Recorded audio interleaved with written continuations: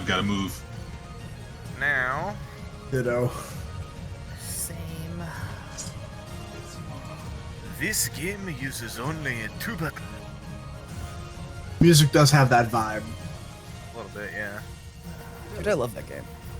One Finger Death Punch rules.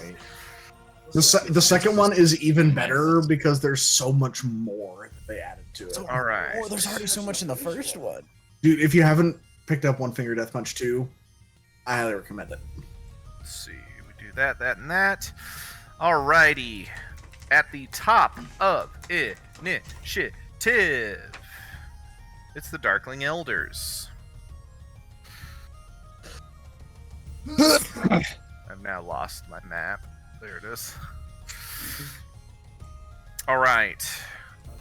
The Darkling Elders.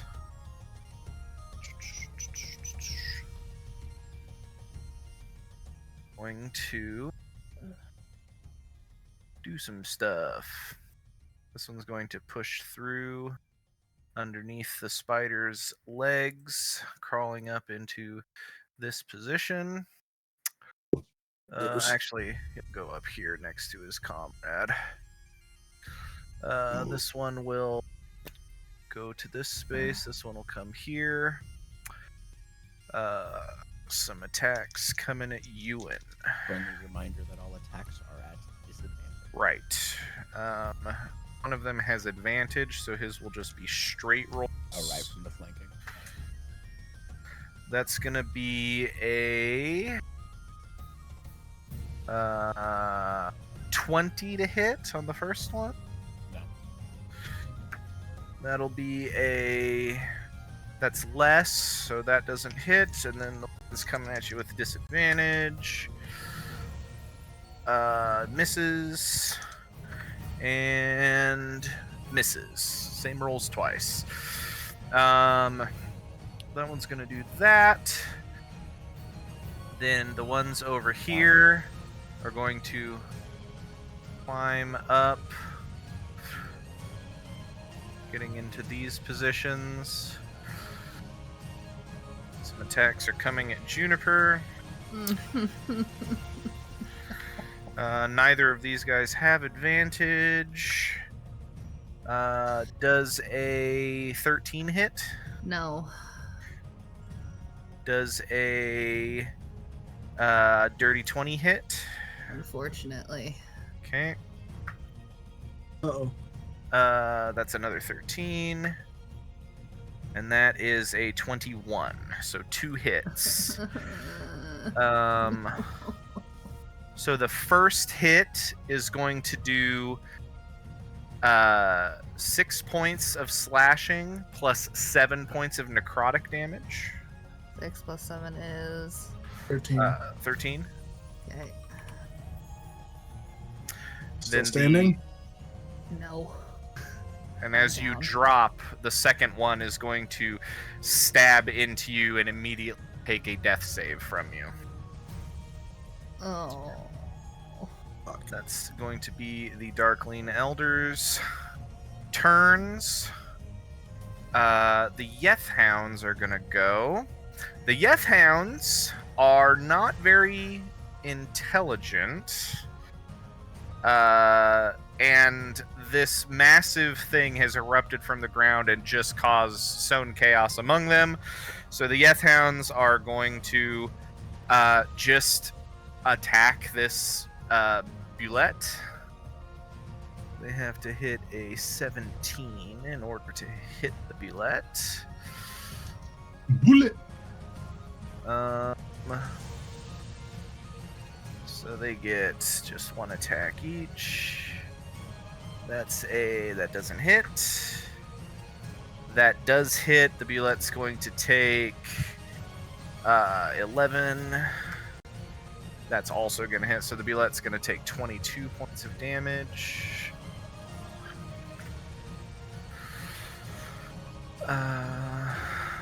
Yeth Hound, their go. Ophalon, that's your go. Okay. I need to extricate myself from this situation that I find myself in. Yeah, so you are really close to the Bulette, to this chaos of the Bulette and the Yeth Hounds. The hobgoblin that's been causing some issues is kind of straight in front of you, and then 10 feet up on the little rocky outcropping, you see yourself brandishing a wicked-looking dagger, just kind of looking down at you, grinning. Okay, so I need to not be standing where I am right now. Mm-hmm. Let me think here. Thinky.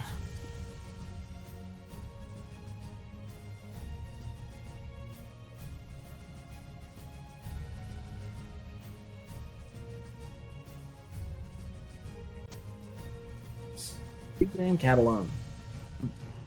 Percy, leave the damn cat.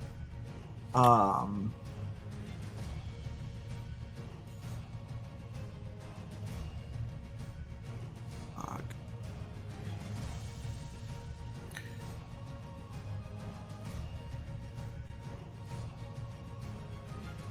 So right in front of me is the hobgoblin. One, the lesser is above me. I have one ranged attack right now. It isn't a spell.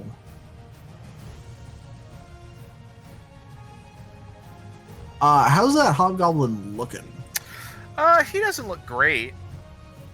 He's taken some damage. I will let you know he is bloodied. Okay. Oh, really quick. Isn't there a hobgoblin that is like on death's door? It would be this one. There's one that's dead, and the other one is. Yeah, I screwed it right through the chest. While Travis figures out what he's gonna do, I also wanted to let you guys all know about a it's not a homebrew rule. It's actually a rule that is in the Dungeon Master's Guide that that people don't know actually is a real rule, because a lot of DMs don't use it. If you roll a natural 20 on an attack that kills something, the cleave mechanic is real in D&D. It doesn't do like it does in Baldur's Gate. So the cleave mechanic, if you crit to kill someone and they have like a little bit of HP left, like only like 2 to 5 HP, you can roll another attack against somebody within 5 feet of them and carry over the rest of the damage from the first roll.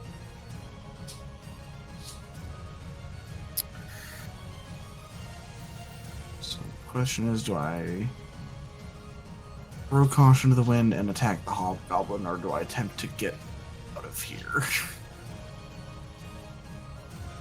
Fuck, where are my coins?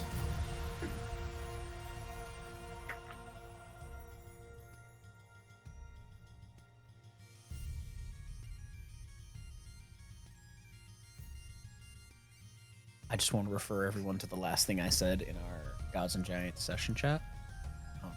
It is still applicable this day later. We're not even in fucking Gods and Giants chat. Oh yeah, we're not. I said that earlier. I know. That's okay. Right. But I don't think I can actively help with that effect. No, you right can't now. just like keep that in mind for your actions. Our win con is not killing everything on screen. That's what I'll do. I'm going to use my action Hobgoblin to play my Pipes of Panic. Mm. Oh, you were in such a hot spot for it? So all creatures that aren't hostile toward me automatically succeed on the save. Everyone else within 30 feet that hears me play must make a DC 15 Wisdom save. You got it? And any that fail are frightened for 1 minute. Okay. All right. I'll do a bunch of rolling. Correct. As the magic of the pipes of panic come out in Ophalon's playing, the magic exudes out of it. You watch as, much like with Omenda's attempts at charming, the magic washes over the Yethhounds, who simply shake their head. The Yethhounds cannot be frightened. Everything else, though, is at risk, so I get to start rolling.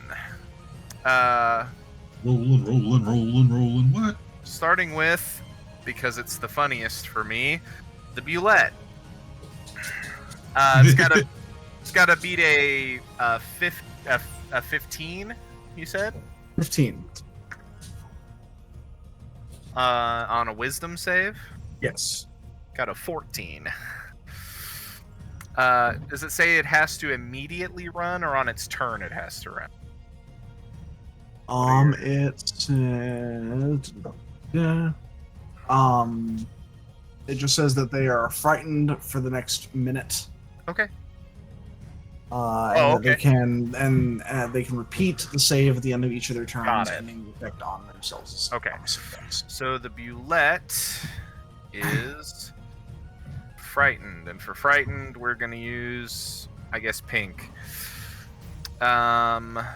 Oh yeah, these guys are no longer prone, so they can get rid of this.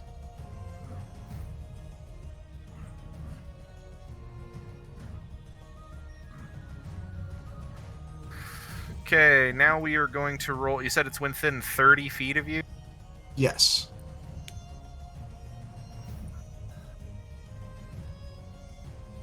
Nil is just within the radius.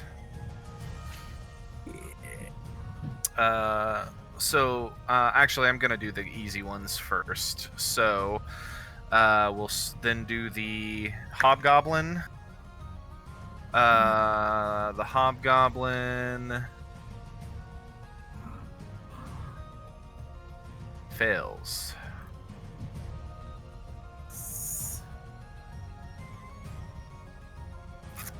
These two Darkling Elders down here by Ewan succeed. Ophalon 2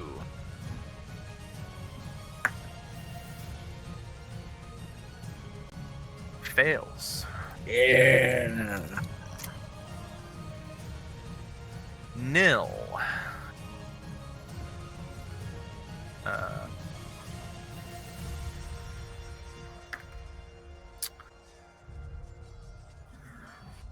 Just succeeds with a 15. Only someone in And- silvery barbs. Arian. I can actually silvery I was gonna barbs. say, anything in the I don't think you can see her, Omenda.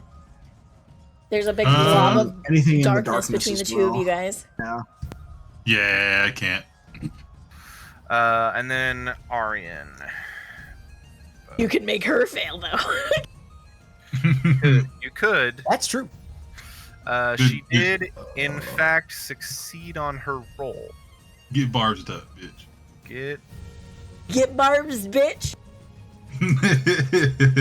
That was a lower roll, but she does still succeed with a 16.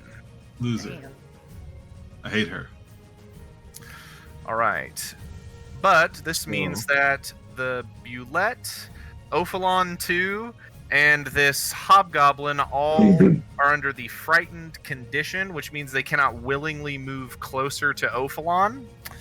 And they have disadvantage on all attacks while they can see Ophalon. And that was my action for turn. As a bonus action, I'm going to use a speed burst There you go. and disengage. There you go. My There you walking go, buddy. speed also increases by 10 feet until the start of my next turn, so I can move 45 feet. Mm-hmm.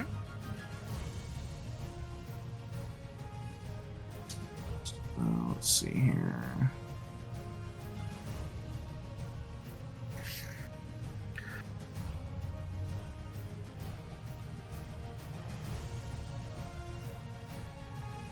So I'm gonna take this opportunity to draw a line.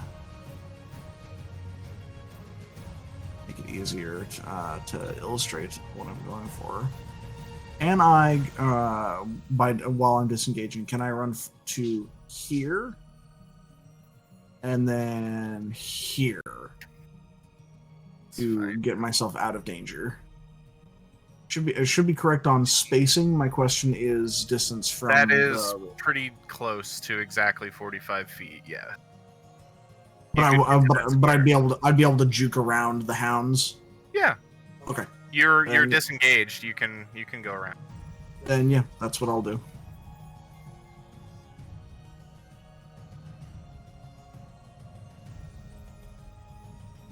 Thank you for the help. I was curious if I could, because you can like move others.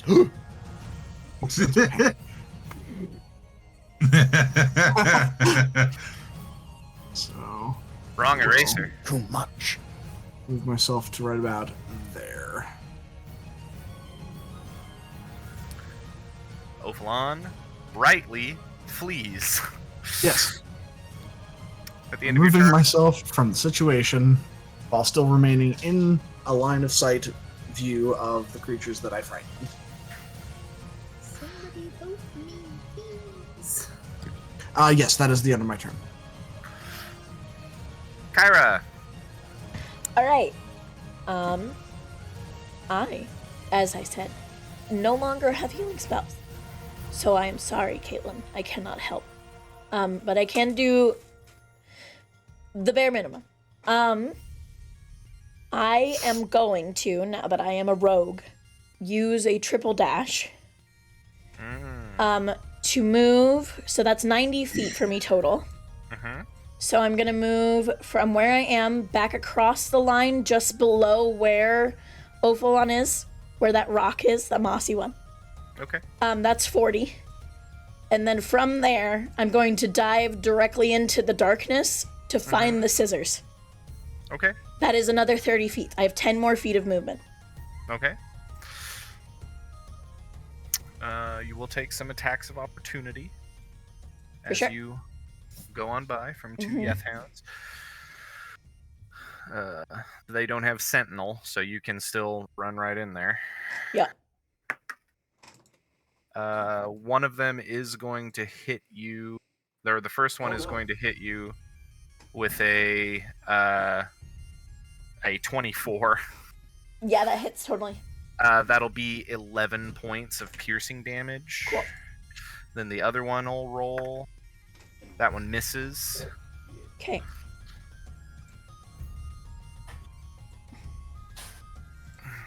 And I'm going right into the dark. Yeah. Diving right up in there. And There she goes. where the fuck are the scissors? Yeah, for sure. So you use...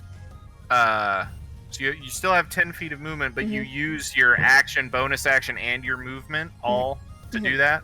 Okay. To search for something in the darkness will have to be an action. Why? I have devil sight. Oh, if you have devil sight, then you're good. I mean, it won't be an action, but you do still have to make the investigation. That's fine. Yeah, totally. I figured as much. I was like, wait. Wait, you said I could see it. Wait. Listen, I don't remember who all has what. Wait a minute. That's a 19. A 19. And I don't have disadvantage in magical darkness, so Right. I can just see. You are good. You look around.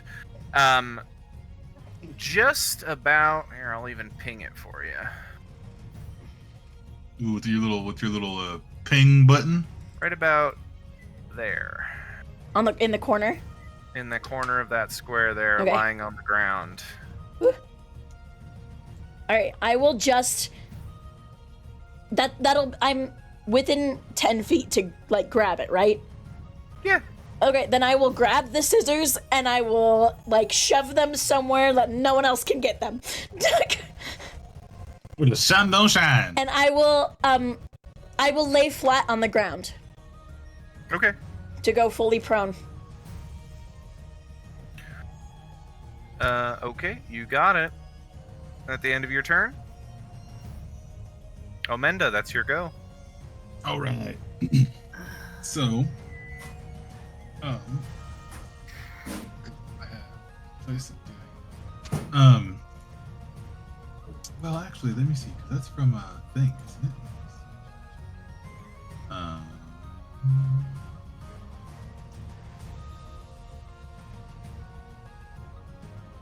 How is it that I can?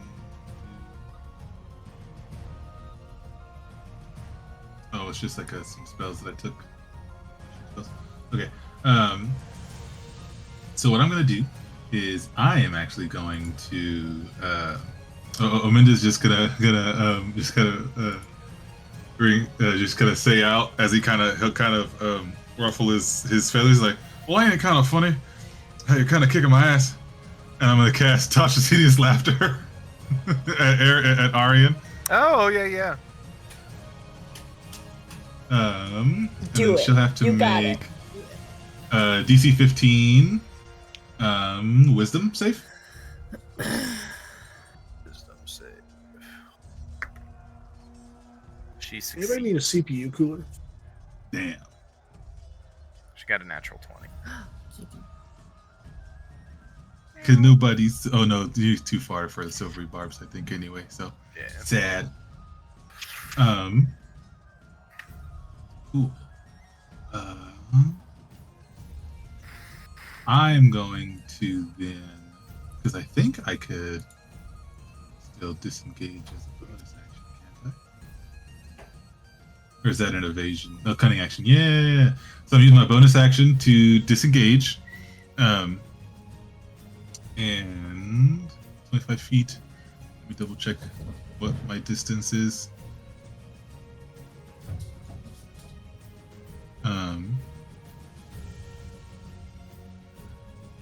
Let's see. Would it be at all possible, Kyle, for me to run over here? Oh, actually, this is the wrong thing. Run over here.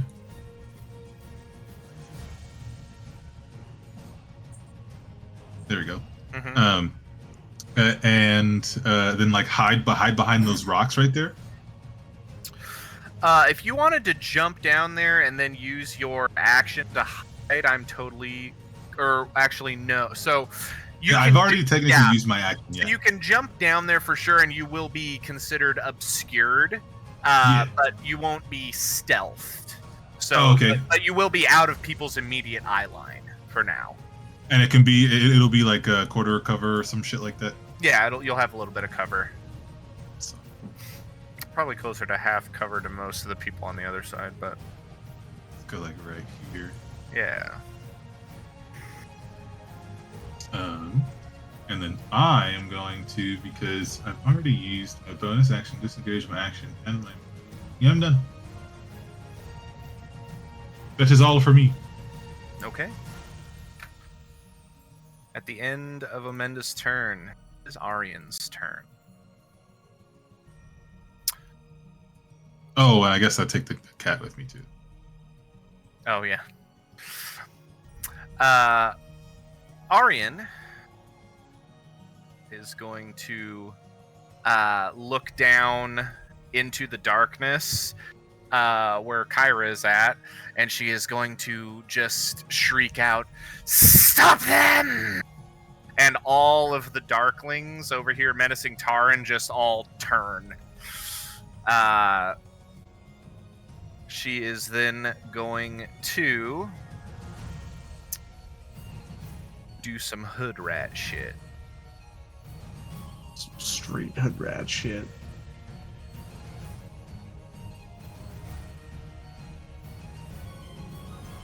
Okay.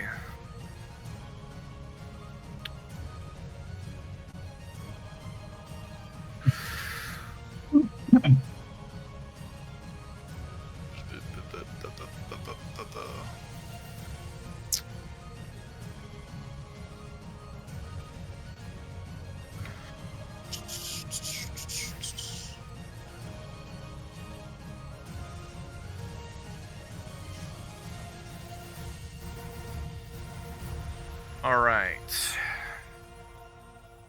She is going to make some attacks on to start turn. What? It will be a straight roll. That is going to be a 24 to hit. No, roll it again. Okay. A 24 to hit. You know, that's okay. Damn. Going to take D8 plus I get like a mid.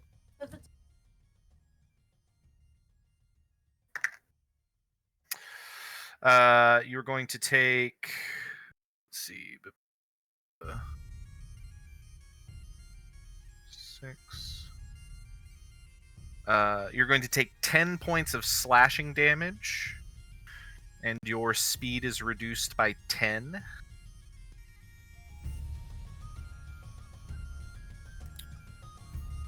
Does that knock you out of your Yeah. die? Okay. And then, hey man, I don't know how much HP you have left. Then, next attack. Now that you're not a little guy, that one's gonna be a 22 to hit. Yeah, that hits. That hits. Okay. That will be another low rolls. That'll be 8 points of slashing damage on the second attack.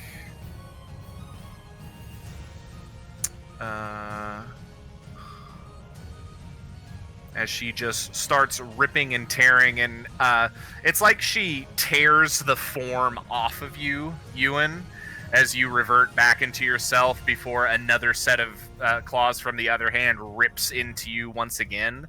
You watch as on the first strike, as you try to use a little of that innate luck that you have, as some shamrocks like grow on her hand in an attempt to like close it, but she rips it open and still slices across your body.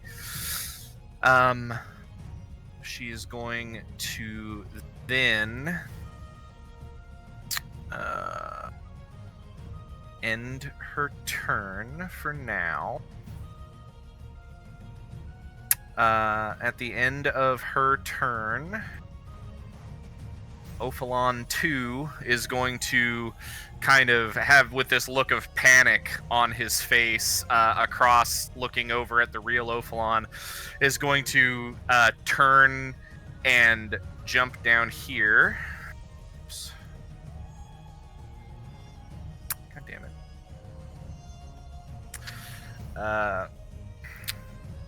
She's still considered frightened, but he no longer has disadvantage on attacks. And as he jumps down, he looks over and he sees you. Yes. Oh, because he can't see him. Never mind. Yeah. He looks over and he sees you, Omenda, and he says, "Oh, well, this is just perfect." And he's going to start walking over towards you. And as he does, Omenda, you watch as the form begins to shrink and the hair begins to fall off of the body as it slides and changes, as a amphibious eye appears on the face, and another as the form shrinks into the red-skinned body of a familiar former crewmate of yours. Ophalon 2 is in fact Galpa Vraga. correct. Galpa Vroga. Oh, you mother stupid.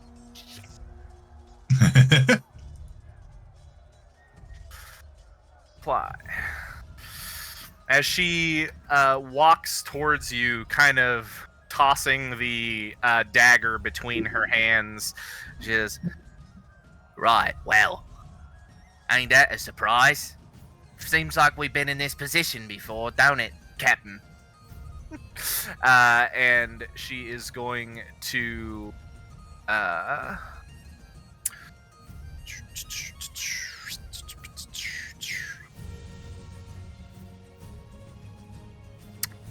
she is going to kind of go down into a 3-point stance and hold the dagger behind her back, and then she's going to rush at you quickly.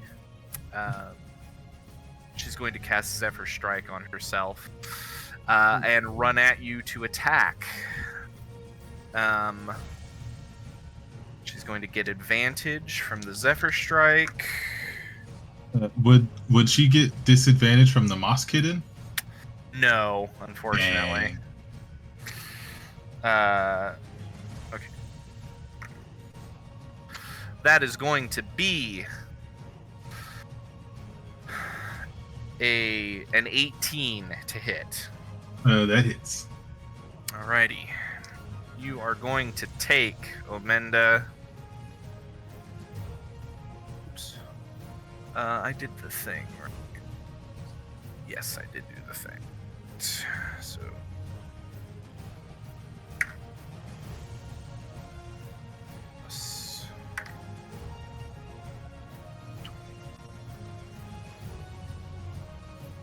You're going to take 17 points of damage. You are resistant to poison, however, correct? Yes. So it's actually going to be... I believe I'm immune to poison. You're immune to poison? Okay, that is fine. So that's actually only going to be 13 points of damage. 13? Still 13. dead. Still down. Omenda goes down.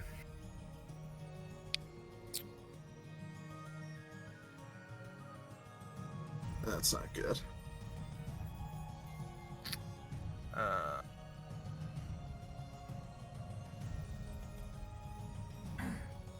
Where did my encounter builder go? Right. That was her. What's that? It's all that fun stuff. As she looms over Omenda, the two of them alone on the other side of the rock. Juniper Hawthorne, please roll a d20 for me.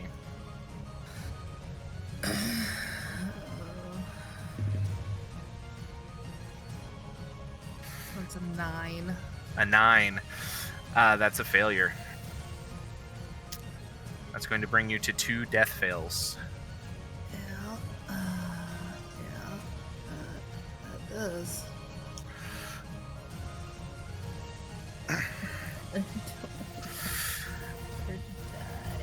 At the end of Juniper's go, it is Ewan's turn. However, Nil is going to use a legendary action. She's going to...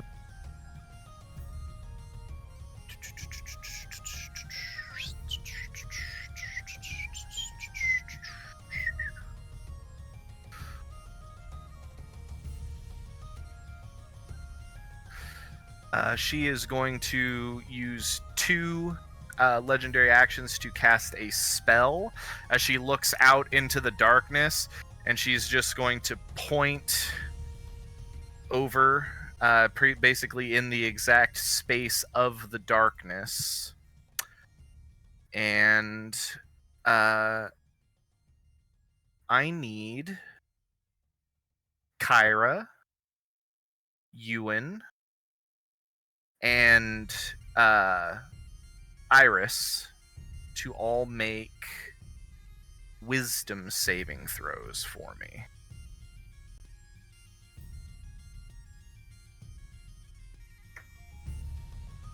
Natural 20.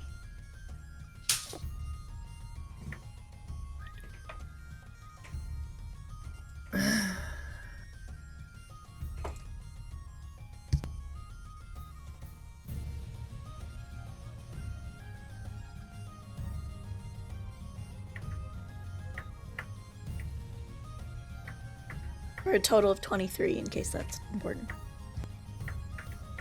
Iris rolls a 17, and I rolled a 9. A 9. Iris is fine. Kyra is fine.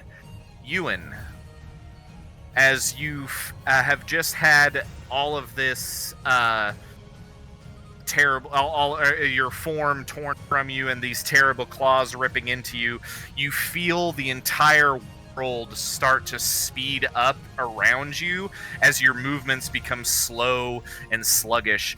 Ewan, you are slowed. Your speed is halved. You have a -2 to AC and Dex saves. You cannot use reactions.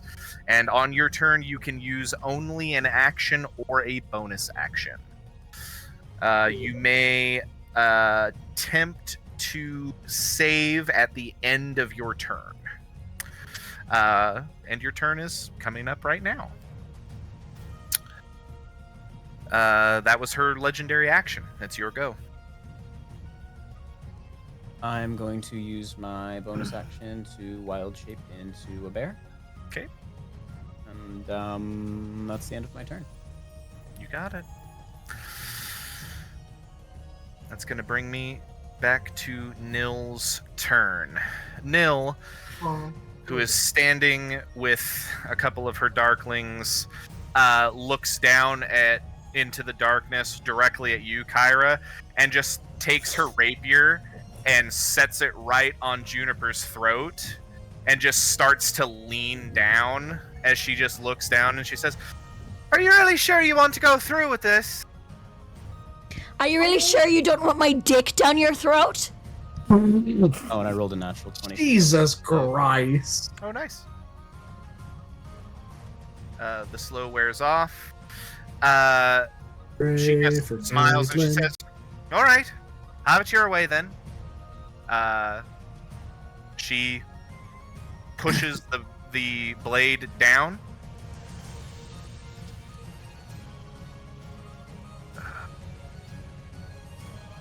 No, go on, Kyle. Say it. Oh, Do it. I'm gonna say it. I don't care that you broke your elbow. I'm glad that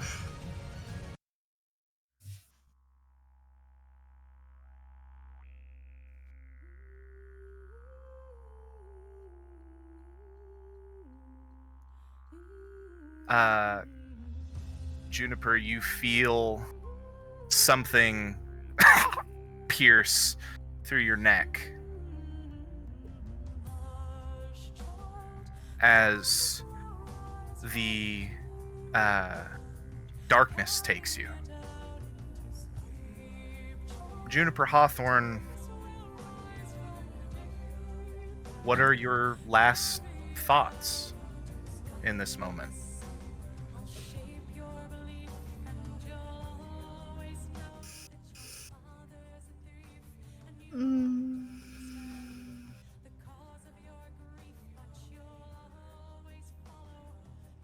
Worry about her friends. This can't be the end. And maybe just a small little bit of her realized that she had found a home with this group of oddballs that she's been traveling with. And disappointment that she wasn't going to be able to figure out what was going on with her patron and keep her promise. Your patron.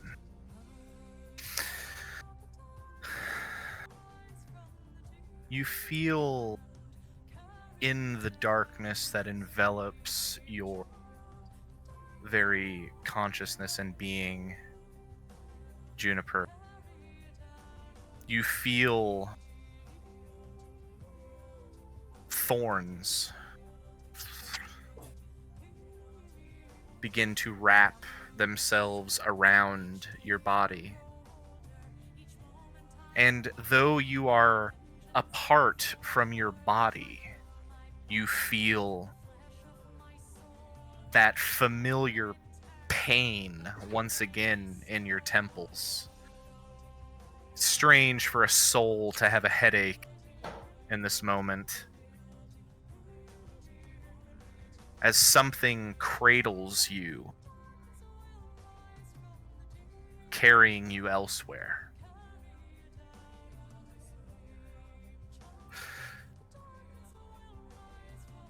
But then there is a light, a spark that sits right at the center of your being. And you hear music and chanting from that space.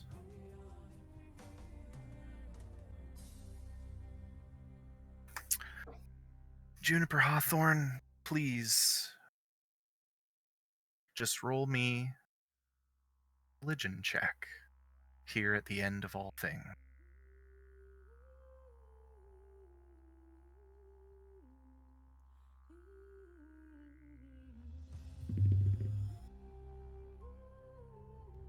Seven. A 7. That comforting presence, the one that is cradling you, as the pain continues even in this little space, you hear that familiar sort of cocky voice. Oh, my dear. You have such potential.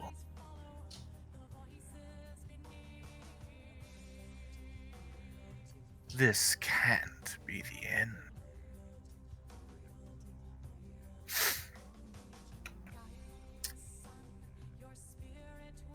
We will continue with combat for now. Oh.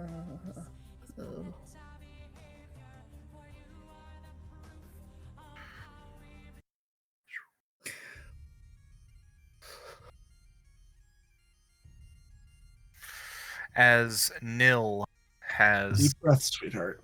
leaned Yeah. down, and Kyra, you just watch as the rapier made of mental energy just sinks into the prone form of Juniper as she pulls it out. And she says, and she just kind of looks over, kind of across the way, and she says, "That's not going to be the only friend you're going to lose here today. Give us our belongings, and I'll let you walk away with the rest of them." I'll just let you meet Juniper. Oh, will you now?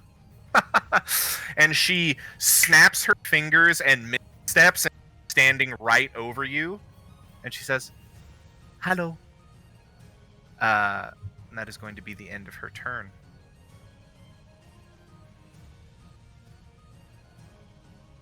I'd like to see you try.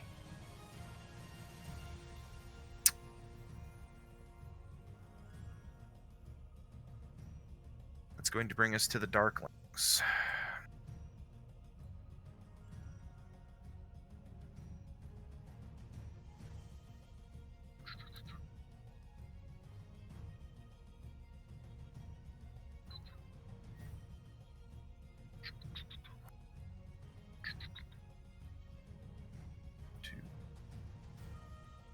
That one can make it to barely inside the darkness.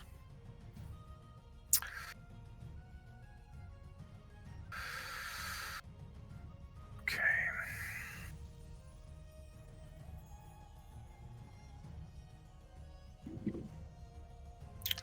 Kyra, you are prone on the ground.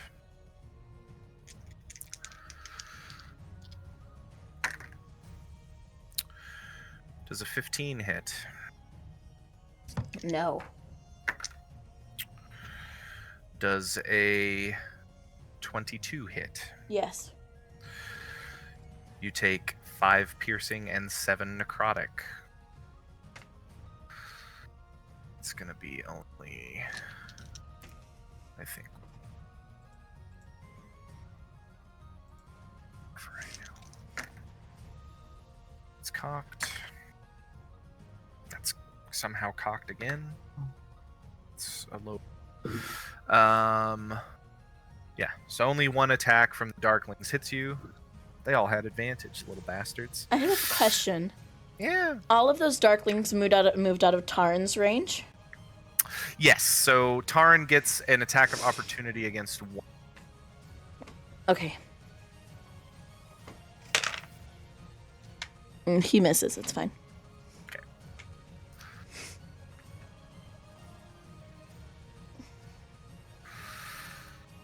The Hobgoblin Devastator.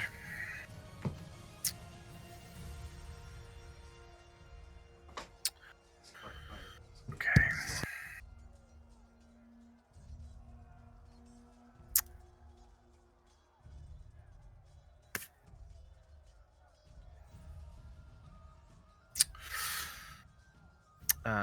The Hobgoblin Devastator is going to look up to Aryan and then look towards you, Ewan, and you're going to watch as he takes this staff in his hand and runs his hand along it as vibrant electricity begins to run up it.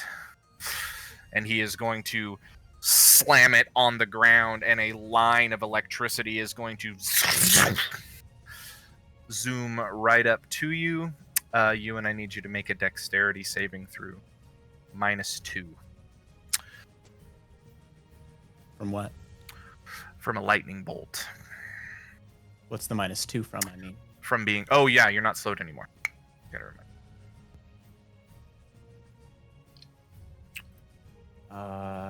Dexterity saving throw of 21. 21? Definitely saves. You are going to take half damage.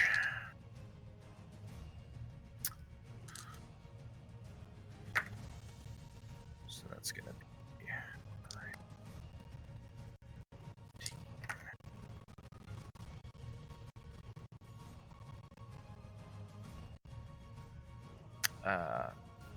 so that's...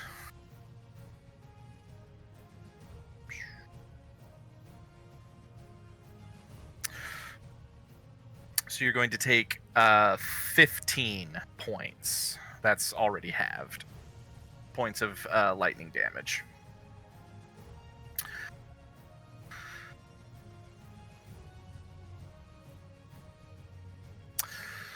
Then it is the Bulette's turn. Bulette is going to...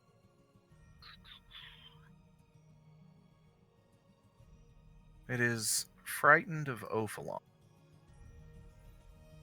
So it is going to... It's not very intelligent either. Let's see what it does. Loud noises that it's not used to.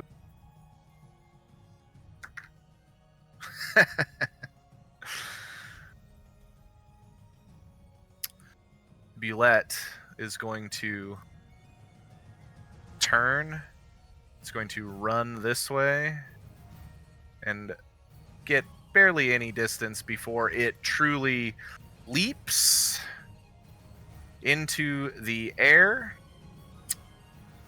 and is going to leap 30 feet back into the darkness. I'm gonna roll dexterity saving throw. Bastards. It's within yeah, okay. Strength or dex save, and it's just gonna be darkness for this. They all fail. All of these darklings are now prone.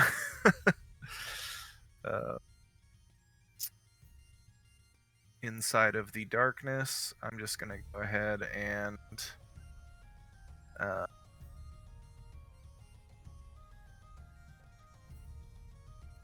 I'll just do that for now. The Bulette lands inside of the darkness, knocking all of these darklings prone. So that's going to be prone. Prone. Prone.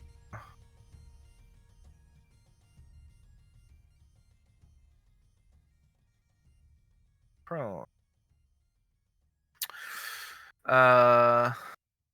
Okay.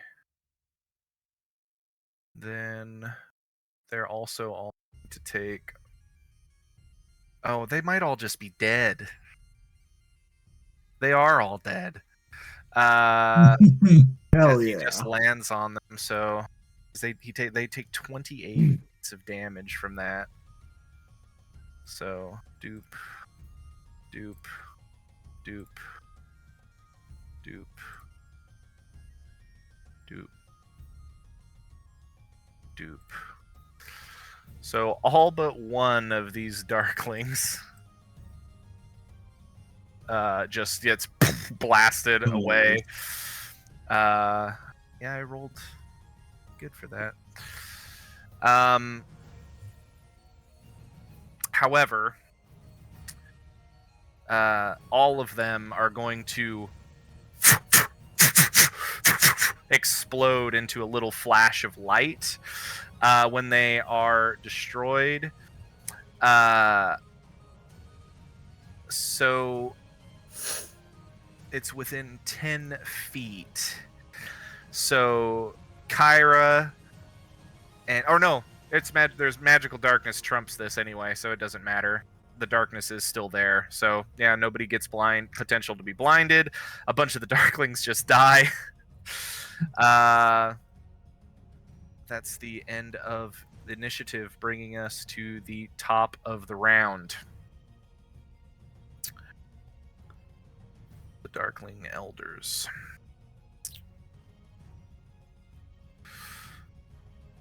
Okay. Are you fucking kidding?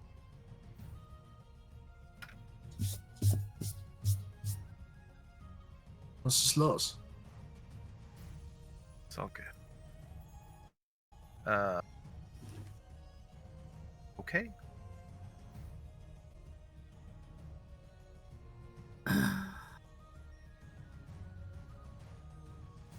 And okay. The Darkling Elders.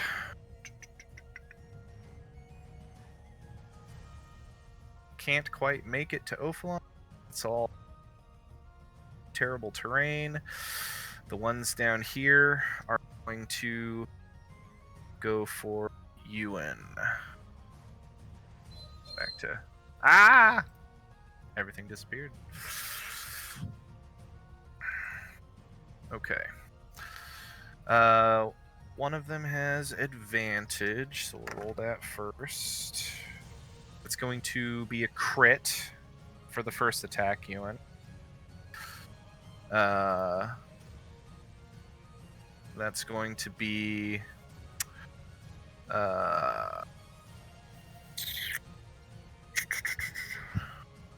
right?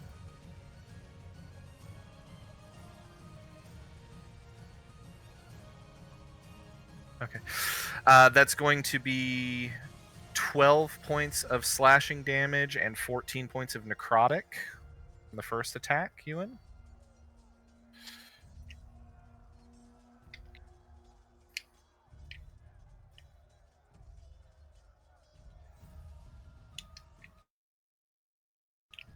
I am no longer there. Okay. 2 natural ones on the second attack. And then the third one doesn't have the second one doesn't have advantage on any of its attacks. That misses. That 19 to hit? No. Okay. Darkling Elders turns are over. The Yeth Hounds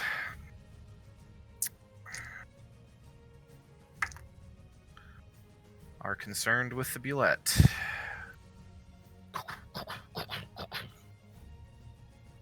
Jump. This one, how much was their move?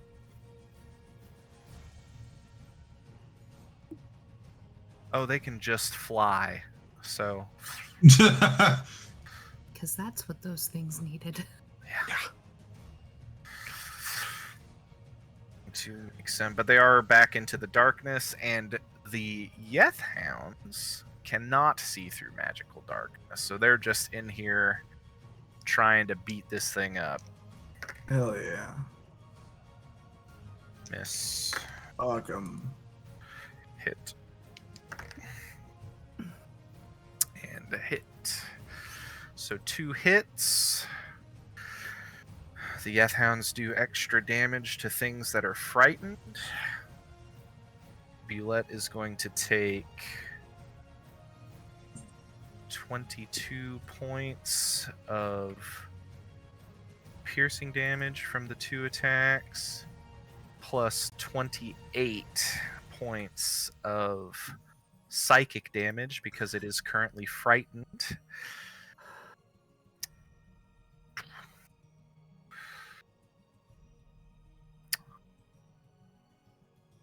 Ophalon. Okay.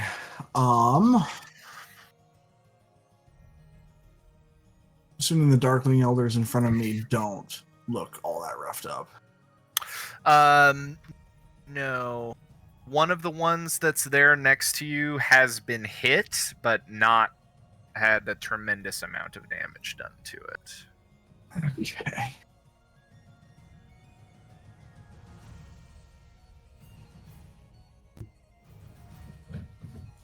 Oh.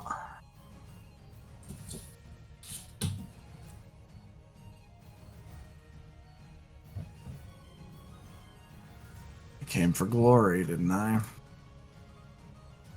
I'm gonna rush the first one and take a swing. Okay.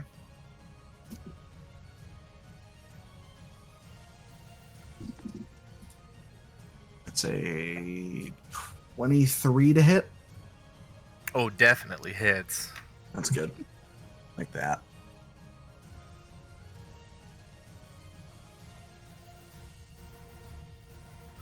It's 10 damage. Okay. This thing is now past bloodied. It's looking pretty rough, actually. Oh. Bless you. Excuse me. Let's see here. So.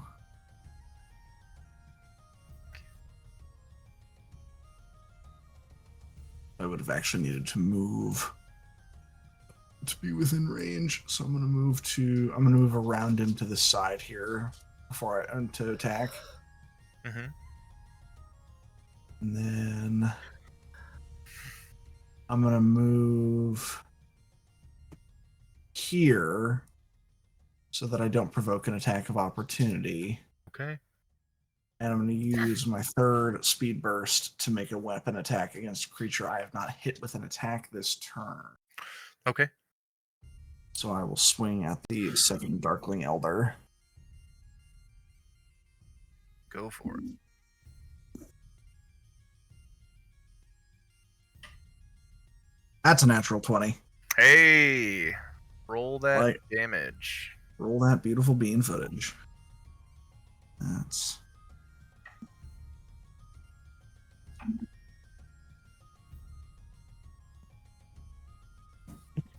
That is 15 damage. 15. That Darkling Elder is also immediately past bloodied.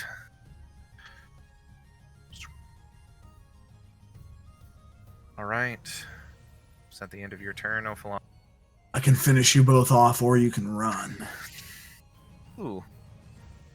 You know what? Make a cheeky intimidation check, but make it with disadvantage. They have the upper hand of them. So that is... Okay. So I won't get the natural 20, but I will get the 19 plus 6 for 25, which is still Heard. pretty good. Understood. At the end of Ophalon's turn, Nil is going to use a legendary action.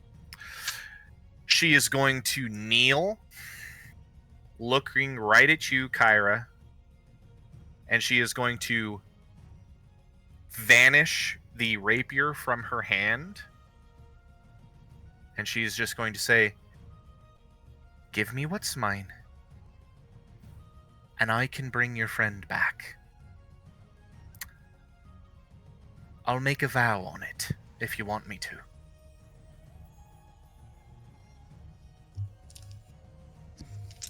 What good is a vow for someone who doesn't have a soul? You really don't understand anything, do you, girl? And she will finish her legendary action simply extending a hand. It is your turn, Kyra.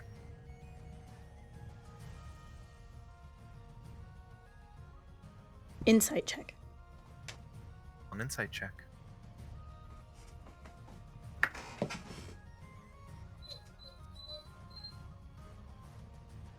$28. 28. The 19 on the die. You see in her face, she's very good charisma, but I rolled very low. You see concern in her face. And I think with that high of an insight check, what you get out of this is she is more worried about the loss of those scissors than she is about your group being at full strength. How do you mean by that? That's a good sign. Like, she would, with the suggestion that if I gave the scissors back, she would just leave us alone. She looks to be being honest with the statement, "Give me back my property and I will bring your friend back." It doesn't have to be this way.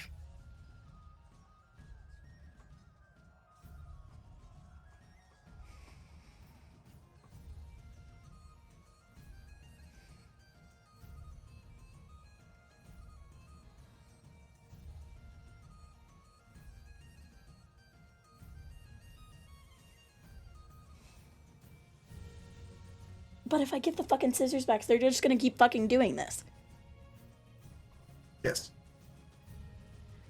I will, look at Break Neil, the scissors. and I will just...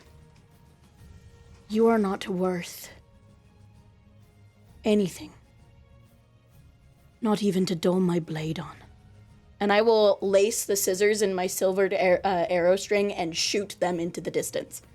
Yeah. And I will cause them to blow up. Oh. You let loose an arrow fly.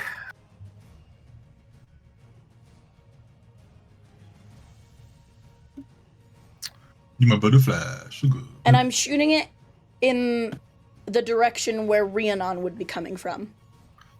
Okay. And as full length, it doesn't matter. Yep. I am shooting it as far as possible. And whenever it hits, it will, obviously, it's a dex save to try and save against the bowstring, and they are scissors. Mm-hmm. They're scissors made out of ethereal shadow, but I get what you just shoot it, and you see her go, "No, fuck!" And as they fly away, and she goes, "Wow, you're a cold bitch. Don't give a shit about your friends, do ya?" And she kicks you in the face. That's fine. Roll for an attack. It's a Hayakacha. It's an out of turn action. She doesn't do any damage. She just fully gives you a little shove with her foot as the scissors go sailing away. 1 second, 2 seconds, 3 seconds. 4.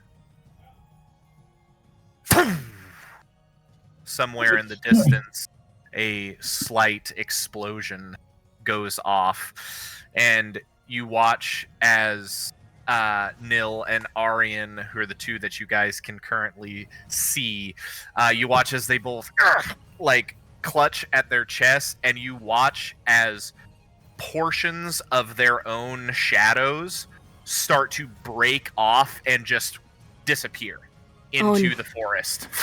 Nil, I didn't need to kill you to win.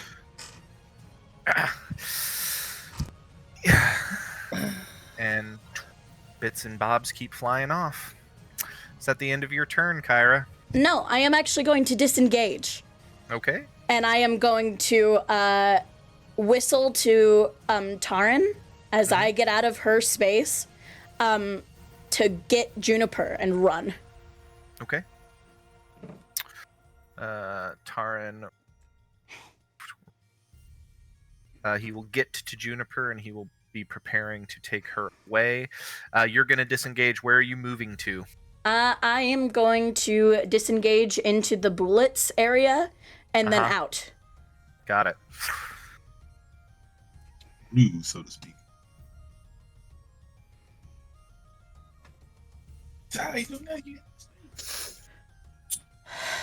We'll get you back, Juniper. And I will apologize 100 times over. I will apologize so many times. But right now, I just need to get you out, okay? Let's see. All right, Kyra's turn. Omenda, I need you to make a death saving throw for me, please. That's a 10. A 10 is a success. So that is good for you. Yeah.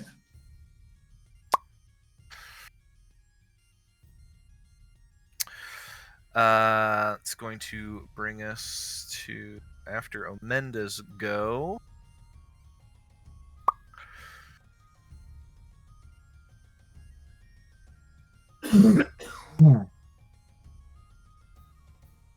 After Omenda's go, a couple of things happen.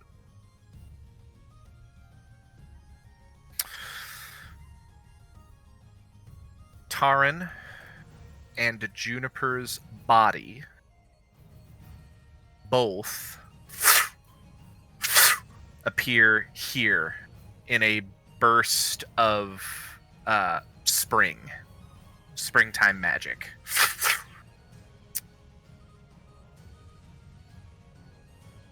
In that moment,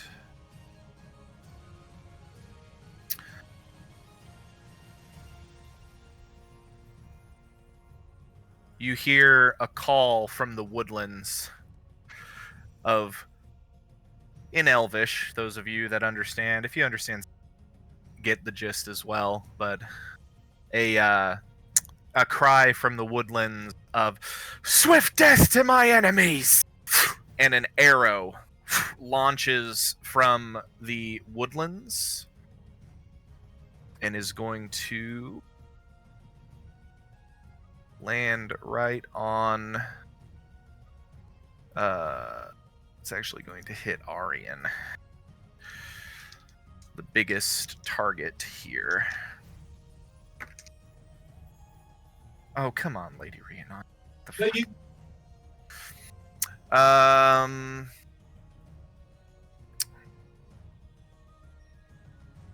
Can the boulette be a plant boulette because it was grown from a bean? You're a bean. Just a little silver lining in all this chaos. The first arrow. Oh wait, hold on.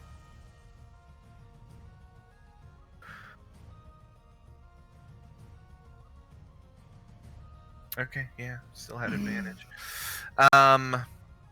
Only the second arrow is going to hit Aryan because I rolled 2 3s on the first roll. That's going to be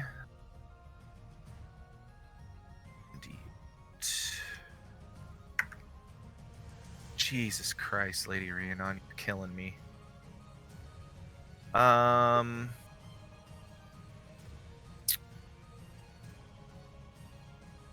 that's that. That. So that's 3 plus. Everybody's over here going through it, and I'm chowing down over here. You're built different, Paul. I'm doing relatively well. It's gonna be some damage to Aryan. So, as the arrow slices in, and because I rolled just such hot garbage, Lady Rhiannon's gonna use her action surge that she has and launch 2 more arrows. That's a hit. And that's a hit.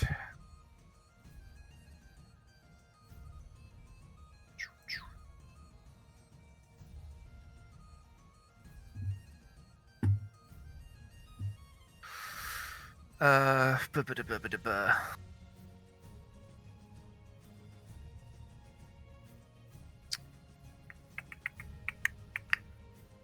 I've got too many character sheets open. That sounds like a skill issue, Kyle. Yeah. So that's gonna be. I feel like I'm going through the multiple stages of grief. Yeah. So that's gonna be 20. D&D just wants to hurt you. 13. So 33 points of more damage. As these arrows stab into Aryan, she turns and looks, and you see she is still reeling from these shadows tearing off of her own.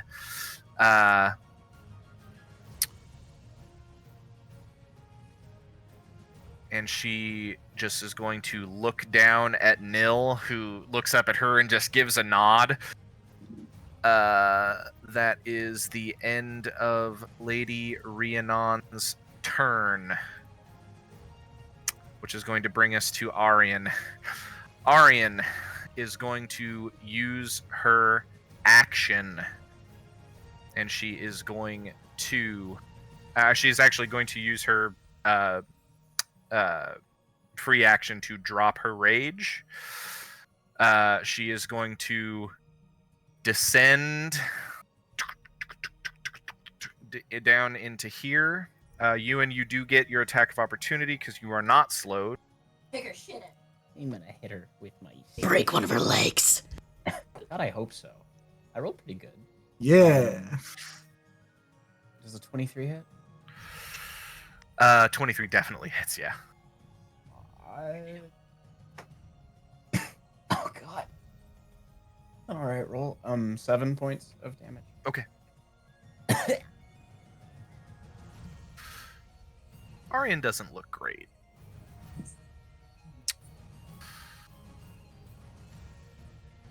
Aryan is going to descend down, reach her arm down, and grab Nil by the back of her shirt and lift her up onto her spidery carapace. She is going to. Where am I at here? And Aryan is going to.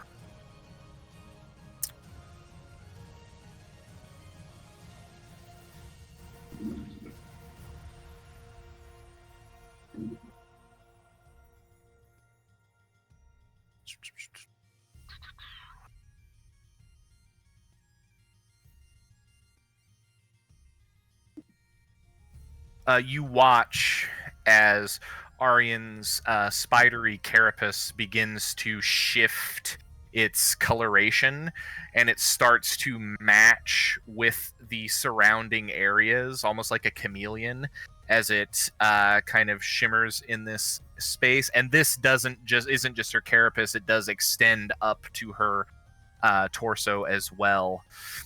And then she is going to, because she is still disengaged, or no, yeah, she's not going to do anything. There's nobody down here to fuck with her, so she's going to move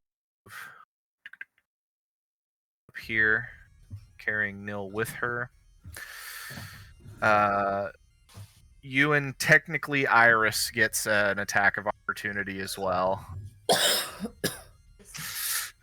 It's hilarious, so I have to roll it for her. Yeah. Or actually, she's a familiar. Yeah, do it. I don't care. She's gonna nibble. She's a ferocious little hare. That's a hilarious bonus. It doesn't matter. She rolled a natural one. They get to this space.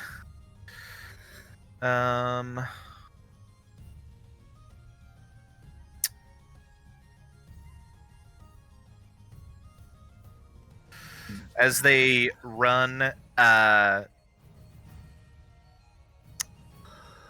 Omenda, with your barely conscious form, I need you to make a perception check. Yeah, I'm pretty good at those. So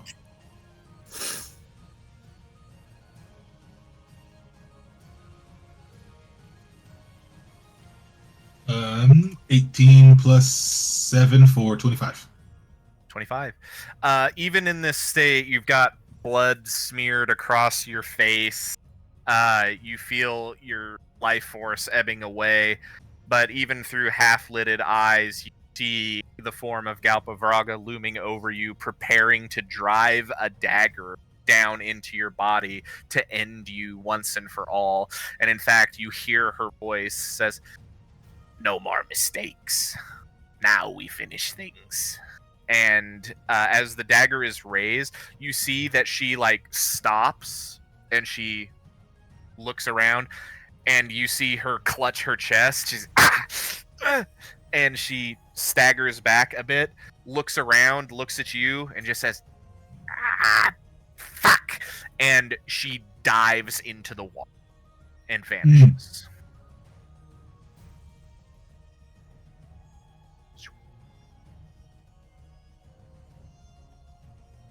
He just kind of puts his head back on the floor.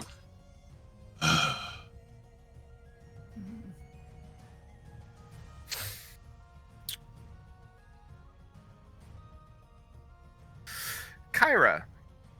Yes, Scald. Taran and Juniper have just kind of appeared in this fey springtime magic. Make a perception check for me. Yes, Scald. Nice.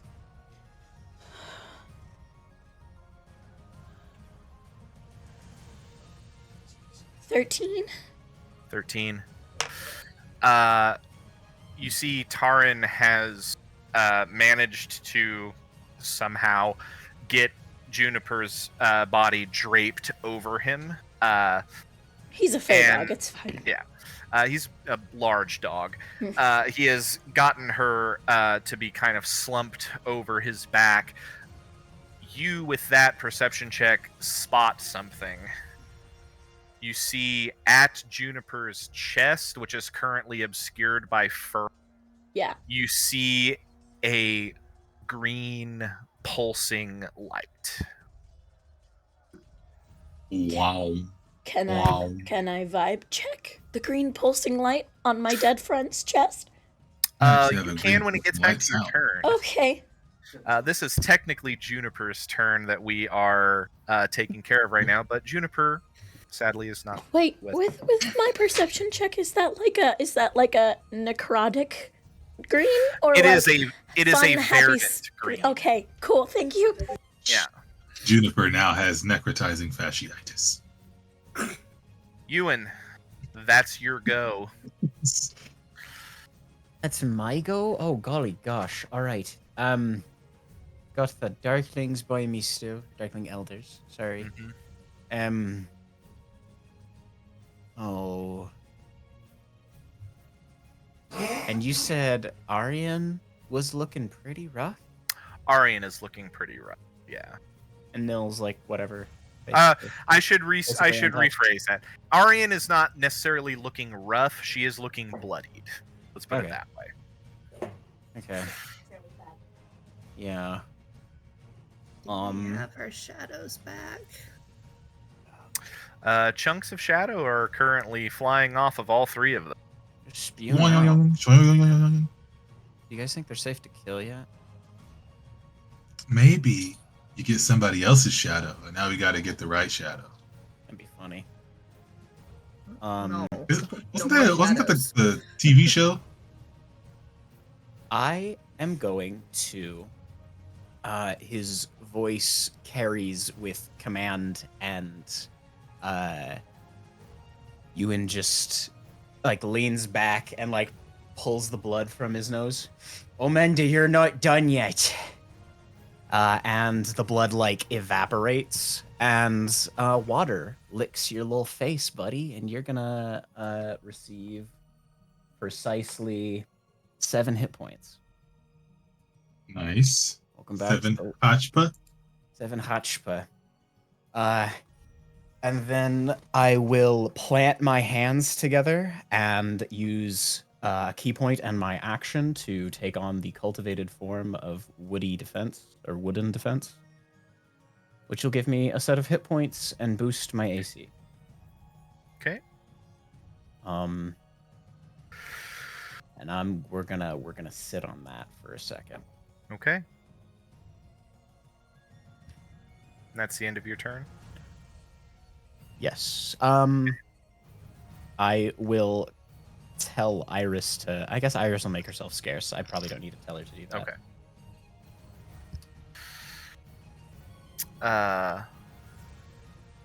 Nil. It is Nil's turn. Nil from the back of Arian is going to turn around, and she's still kind of clutching at her chest, but she looks back at the rest of. I should say this is now accurate. The Darkling Elder that had cast the last darkness, Ophalon hit and broke his concentration, so you all can see the entire battlefield now. As Nil just is sitting there, it's like, fine, a trade then. You take something of mine. She gestures over towards Juniper. I took something of yours.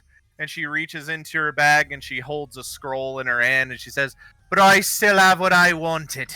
And she's going to take her hand, clap Arian on the shoulder, and you watch as the two of them teleport away. Damn it.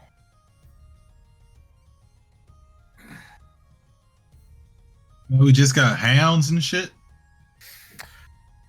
Correct. However, as they disappear,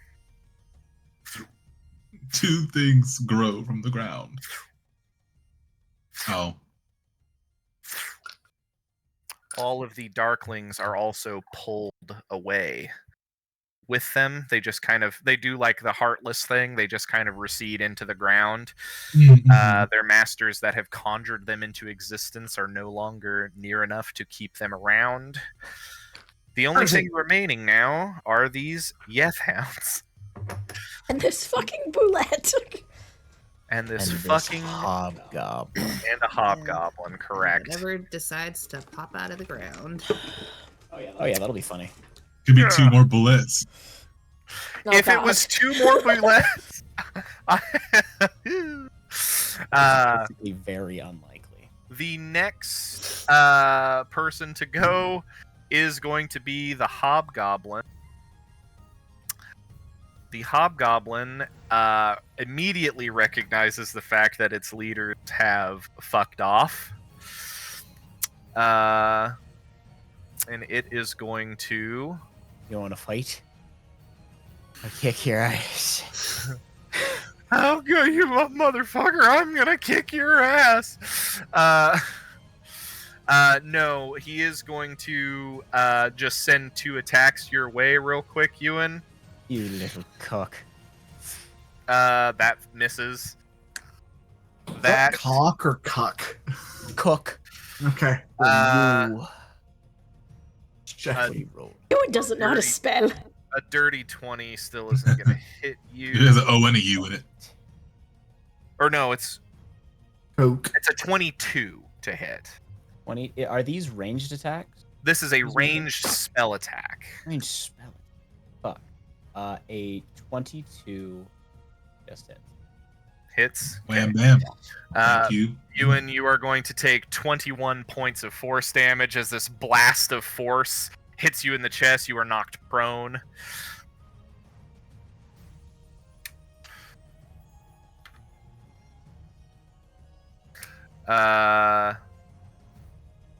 That is going to, having knocked you down, this hobgoblin is going to run this way. 5, 10, 20. To me out to clarify, Kyle. Yeah. He's gonna run that way. Because he attacked you, he can't dash anymore, so he gets that far. It's the Bulette's turn. The Bulette truly is on death's door. It's going to the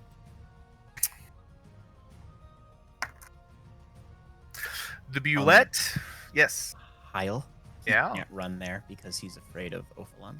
He can't run directly to Ophalon. So he ran. He willingly get closer to him. True. So he can run at a diagonal, though. He's not getting closer. He's trying to Okay. keep Ophalon at a. So I guess it would be more like there, That's to try and keep the distance. But yeah, he's gonna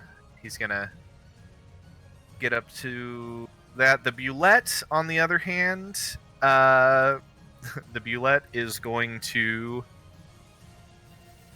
burrow. And it disappears into the ground. The Yeth Hounds will make some attacks of opportunity. Miss. My roll. Garbage. The Bulette disappears into the ground, and you hear a tremor disappear as he just goes deep. And eventually that peters out. We accidentally released a land shark into this portion of Ayara. That'll be fine. Probably. There are giants walking around. I think it'll be all right. There are giants walking around. It's gonna be all right. The Yeth Hounds That's what Dr. McFerrin said. have no more people mastering them. So I get to roll Ooh. for each of them as well. Can they be Okay. a master of my design? Okay. This one is going to fly this way. These two just sit back on their haunches, just staring down into the hole that the Bulette disappeared into. And they just sit there, staring down into the ground. Ophalon Thalamore, that's your go.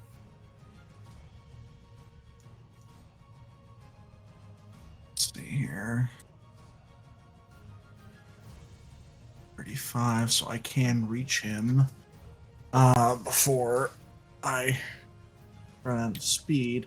I'm going to run, and I'm going to attempt to tackle the hobgoblin. You got it. I will call that. So, do you want to? Because we got to figure out what you're doing mechanically. Do you want to use a shove action and try to shove prone as you tackle him, or do you want to use a grapple action and just try to grab onto him? Can I see how he looks like health-wise from here? Yeah, he looks bad. I'm going to make a non-lethal ram attack. Oh, okay. And kind of go Yeah, for because he's heading away from me, correct? Yeah, so he is heading in. Where's my ping?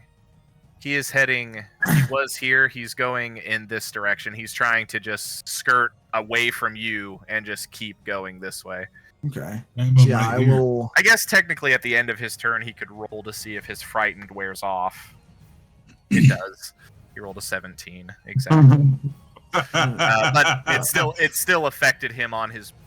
So So I'm right here. So I'm gonna run. Can I go just like right down this way? Yep. And then I'm just gonna like head down. Just ram him right in the spine. Clear eyes, full hearts, can't lose. go ahead and roll to hit. Yep. It's an 18 plus 6 for a 24. Definitely hits.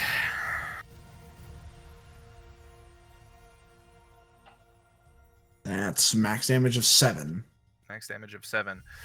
You ram into him. Does it say the ram attack can knock him prone? Is that what it says about the ram, or is it just a headbutt? No, it's essentially an Okay. unarmed strike. Okay.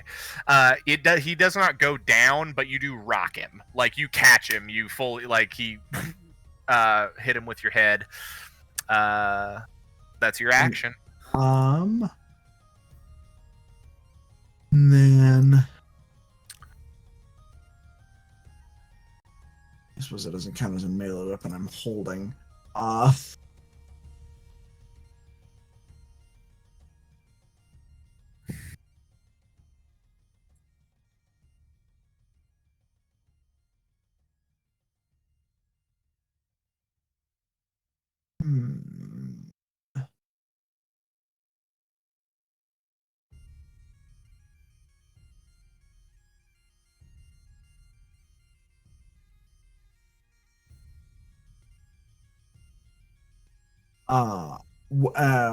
As soon as he's kind of like recoiling and still attempting to get away, after I ram him in the back, can I use prestidigitation to create a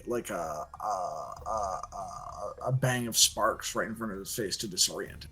Can you use prestidigitation as a bonus action? I can. Oh, then yes, you may. Yeah, that's a class feature. Just some party favors. And then that'll be my turn. Kyra, that's your go. Just make him go, ah! Yeah. So Juniper is dead Yeah. in front of me, Uh-huh. and Ewan is dead. Eunice unconscious. I mean, I just watched him go fucking down. Yeah. I don't have a concept as a D&D character in game of what Sure. unconscious means Sure. quite yet. We haven't been in a deadly encounter really yet. Hey, I So almost this died. is probably kind of fucking horrifying. Yeah. For Kyra right now. So she's gonna very gingerly pull Juniper off of Tarn's back and figure out why my friend is glowing. And I'm going to command Tarn to go get Ewan. Okay. And to bring him here. Upon his... Yeah. Taran going to head over to Ewan. Kyra, Can Tarn give Ewan the help action?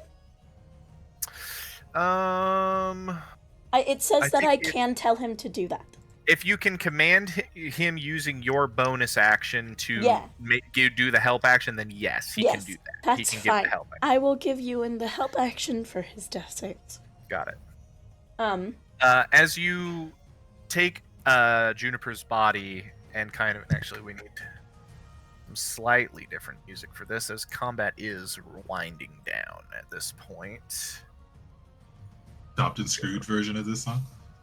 Right? And I am just shaking. Just trying. Very hard. Yeah. You lay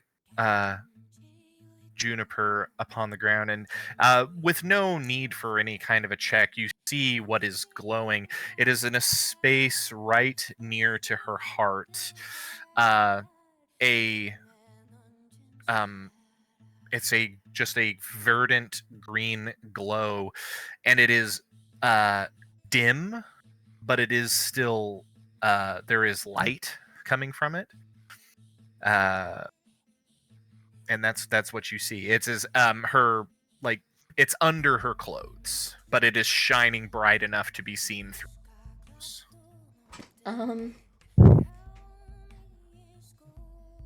Is it like I can see her ribs? No, so it like I said, it is still under her clothes. So Okay. it's just it's bright enough to be seen, Okay. but it is dimming. Can I just double check to make sure? Okay, if it's can I'm not a hexblade anymore. But you made it pretty clear that my relationship with the Aran is still pretty significant. And I am just gonna like place my hand over the glowing portion, and I'm just, hey, I know this is more your speed. This is my fault. Please. She deserves to see the sun.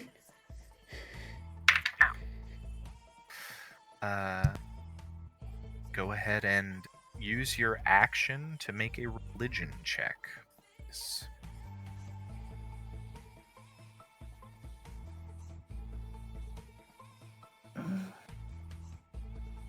That's a tarnished 20. You say your words and you place your hand on this space, and you feel magic concentrated right at this space where this glow is at, and it's beating like a heart, or a pulsing almost. So little pulses of magic are coming out, and each time it pulses, as your hand is on it, it feels like your hand is getting pricked with 1,000 thorns.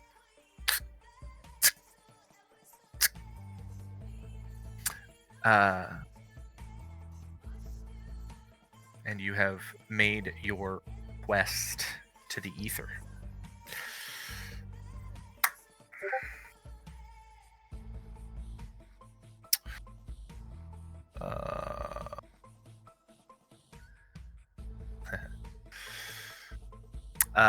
Omenda. Yeah. So I've kind of come to a little bit. I recognize that the Yeth Hounds are still there. Let me see. I'm gonna go here. I'm gonna go ahead and go up on top of the ridge here again. Probably like right here. What's it? As you get to the top of that space, you hear a and Bramble vanishes from your shoulder, and Kyra, you watch as she appears here. I'll kind of look over. I kind of see, and from a distance, through the Yeth Hound, that there's action over there, but there's action over here too. I would like to, since these things don't have any masters, and they seem to like be doing just stuff now. Yeah. So 2 and 3 are just sitting there like they're not doing anything. They're sitting there staring down the hole the Bulette has appeared. The only one that's actively moving is 1, which is trying to flee in the same direction that the Hobgoblin is fleeing.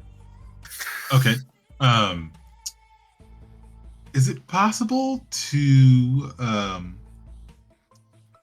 roll an insight check to see if these creatures are like naturally violent? Yeah. Actually, why don't you, now that things have there's a little less chaos at the moment. Definitely a little less chaos. This Why dog is don't giving me chaos. why don't you roll for me a roll a nature check or an arcana check? One or one. Okay. We're gonna do nature. It's a natural 20. Natural 20. You're kind of thinking through your the lore, and you haven't necessarily spent a tremendous amount of time amongst the creatures of this world, but you have definitely, as a pirate, been part of the telling of tales and stories and heard of things. I've spun a good yarn. This is a Yeth hound. It is a Fey hound. They are from the Wilder Land. Yeah. They usually have a specific master and can communicate with that master telepathically. Right. They are not incredibly intelligent. Like, they can't speak. They can just communicate empathically. Super dog, pretty much. Yeah. But with that natural 20, another thing you do know is if they're not in the Wilder Land, in sunlight, they can only exist in the ethereal plane. The sun is currently on the rise. It will be truly a matter of minutes, and these dogs aren't going to be on this plane of existence anymore. Within the next maybe it's less than a half hour, the sun will be fully risen. Okay. So now I have another question. Did the bullet, when it burrowed a hole, did it create like a tunnel, or did it almost like collapse in on itself, almost creating almost just like a ditch? So it did like a mole does, and it pushed the dirt behind it, so it kind of filled the hole as it dug down.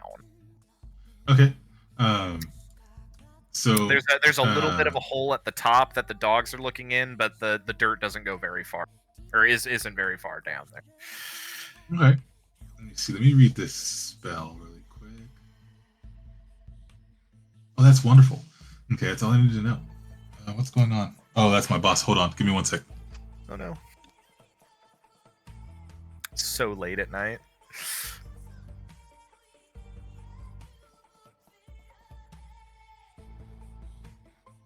Yeah, I don't answer calls from my boss after I leave.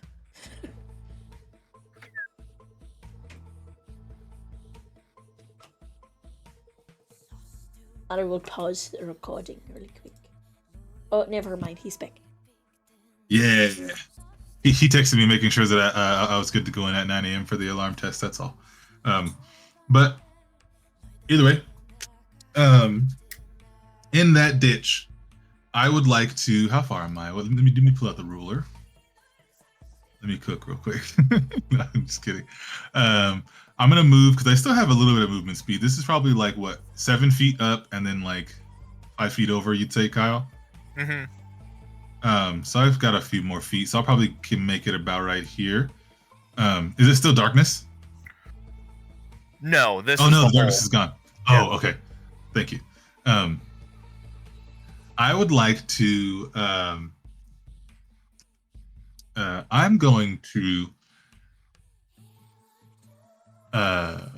With the. I'm going to grab the periapt of water creation, and I'm going to kind of pull it up, bring it up to my big froggy lips, and I'm going to whistle like a calling whistle.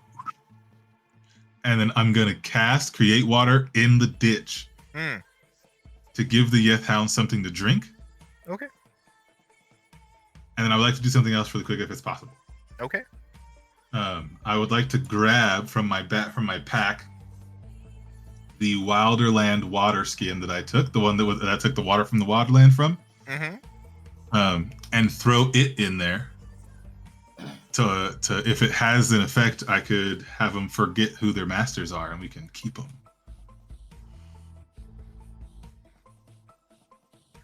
Yeah. You are fucking insane. You toss this pouch of water in. It's pretty standard for Paul. This space just fills with water, and you see the hounds kind of lean back. They're weird old man faces. They're just kind of like lean back, cocking their heads back and forth, and they give a sniff to the water, and they just begin to drink. Glug, glug, glug, glug.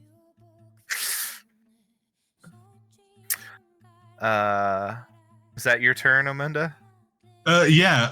I would just like to, if at all possible, I probably use most of my movement because I only have 25 feet. To just kind of start walking towards the watering hole. Okay. So probably be that right here. Okay. You start heading that way. That's gonna bring us to Lady Rhiannon, who is going to jump out of here, land, and she sees Ophalon dealing with this hobgoblin, and she will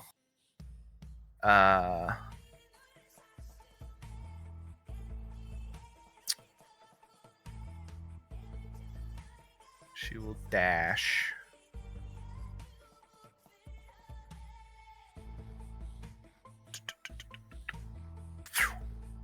Kind of appearing next to you, Ophalon.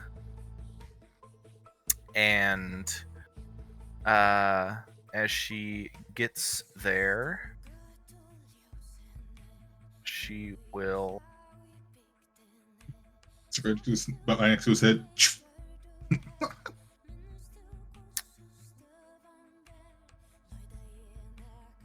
I was a ranger, that's some shit I would do. I would never use a sword. I would just right to the dome. Blah. Kyra just bonks people with it. Yeah.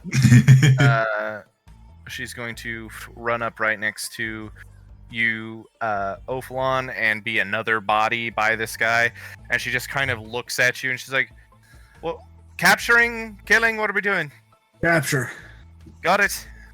Knock him out if you Kill can. him later. She dashed. End of Lady Rhiannon's turn. Those guys are gone. Kyra. Yeah. From where you are at, you see on Juniper's chest where you have your hand, and you feel this slight pulsing. You feel something under the clothing moving.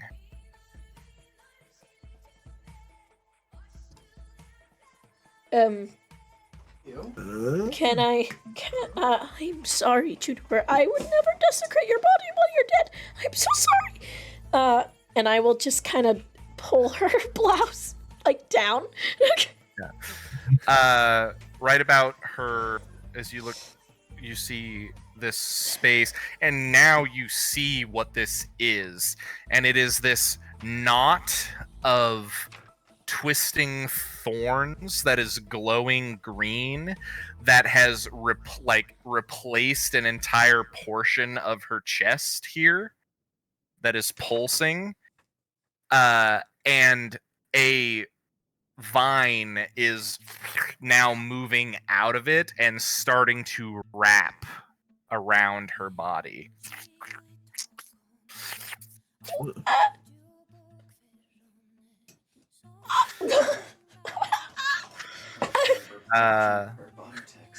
What is the kitten doing?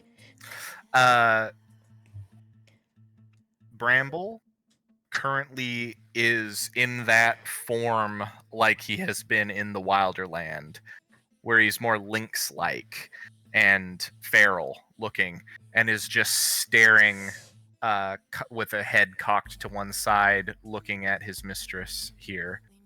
And you watch as he strides forward and he butts his little fey cat head up against Juniper's face before he places a paw upon the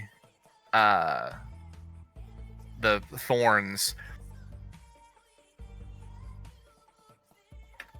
and is unmade.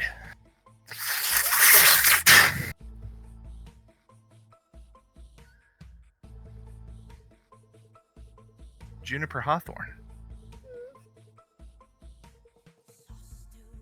Roll a d20 for me.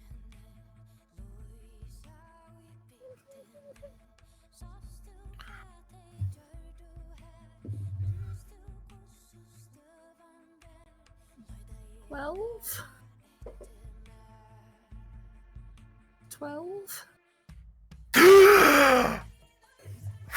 As you shoot upwards, Juniper, in this space, as Bramble is unmade, and you feel a shock, Kyra, a shock of magic just leave from Bramble and jolt into Juniper, and this green, verdant space, the vine that was growing out of it, immediately withers away. But Juniper sits up.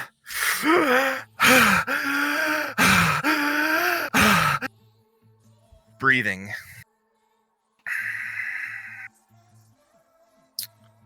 Juniper, you are conscious once again. I just throw my arms around her. And I believe for the first time in this game, Kyra is just weeping. Yeah. And just, I will never play with your life again. I'm so sorry. This is all my fault. I'm so sorry.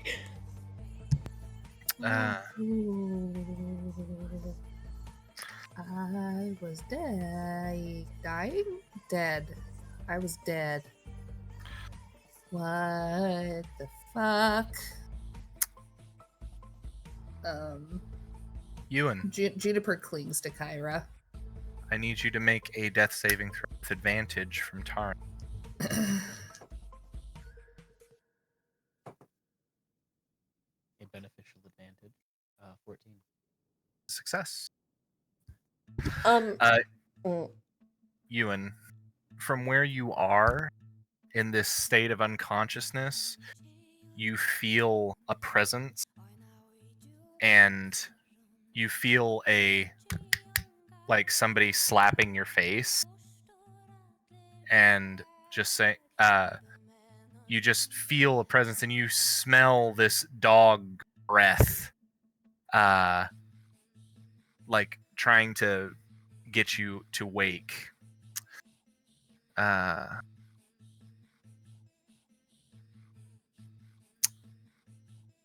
The hobgoblin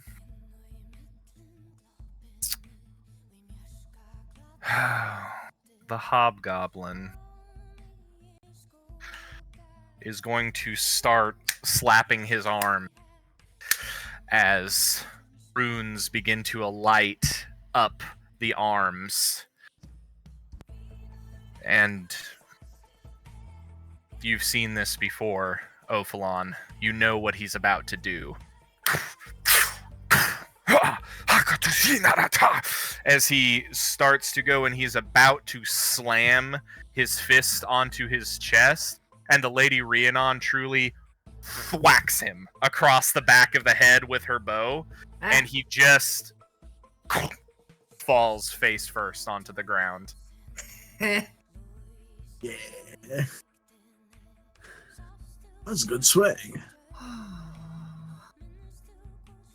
He is unconscious. This Yeth Hound continues to flee, eventually out of sight. These two continue to sit here and drink. We come to the end of combat in this calm space by the river running. And as we do,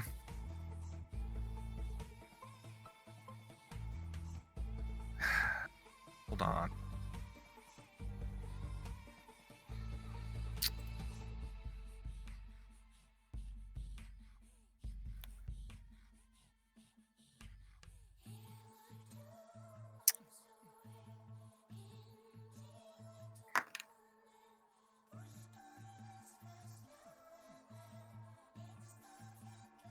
Okay.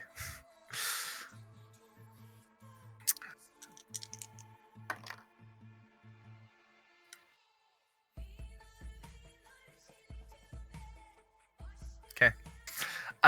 In the space where the two other beans were planted, two things begin to grow. The first that erupts from the ground is a stone statue that begins to just rise from the ground, and you see in the likeness of Ewan in his current form, it is standing there, and it rises up out of the ground before it stops, and it turns, and it looks at Ewan, and it says, "You motherfucker! I'm going to cut you down! You're a piece of shit, and I'm gonna tell everybody about it!" And it just begins to berate Ewan loudly, ruining the calmness of this moment, as Ewan's corpse is just, or not corpse, but unconscious form is just lying on the ground. The other thing that is going to grow is actually something that grows. It is a tree begins to grow from this spot.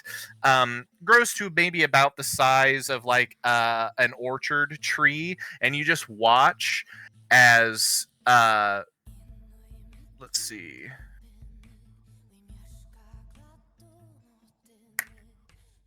You just watch as a fuck ton of fruit begins to grow on this tree.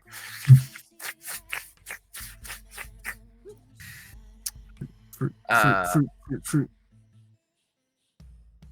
And the in that space that has happened. We're out of combat. We're going to take a brief break. We will come back. I have to fill my water bottle up. It will be a very brief break. So just do any bio break things that you need to back.